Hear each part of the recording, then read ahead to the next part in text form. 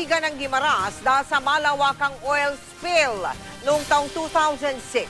Pero unti-unti nang nakakabawi ang isla at ngayon ang summer break sa Guimaras, singtamis daw ng kanilang pang-export na mangga. Yan ang tinutukan ni JP Soriano. August 2006, isang trahedyang sumaklob sa islang ito sa Nueva Valencia, Guimaras. Tumagas ang bunker fuel mula sa isang lumubog na oil tanker di kalayuan sa headquarters ng Marine Research Station ng University of the Philippines, Visayas. Ang maitim na langis, tila tintang nagmantsa rin sa isip at puso ng botanist na si Dr. Rex Sadaba. Honestly, talagang tumulo yung luha ko. Actually, lalo na yung mga mangroves kasi kawawa naman yung mga babies ko dito na mangroves. 6 na taon makalipas ang trahedya. Sinong mag-aakalang biktima ng oil spill ang probinsya? Towards 2008 and 9, medyo nagre-recover na sa hanggang ngayon. Ang Guimaras ngayon, katulad ng export quality nilang mga mangga. Suwak na suwak sa panlasa ng mga bakasyonista. Then, mga sikat na pagkain with a twist. Kaya, kain na. Pero di lang tiyan ang mabubusog sa isla.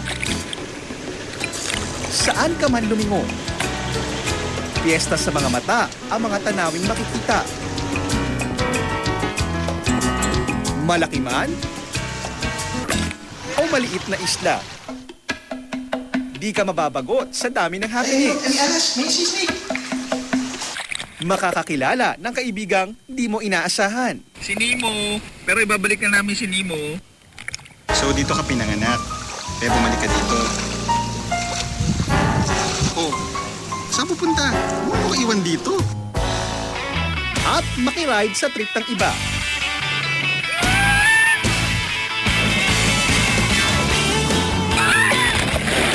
Akala ko sila magugulat ko. Ako pala nagulat. Ayos. Need for Speed Seaside Edition ba ang trip mo? Marunong na! Sa iyong pag-ahon, harapin ang panganib ng may ngiti at tuwa. Pas tapos na.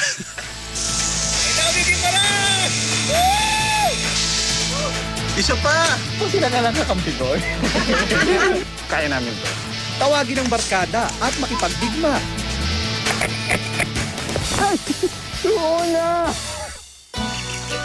At kahit patapos na ang araw, tuloy pa rin ang Guimaras sa pagpapakitang gilas.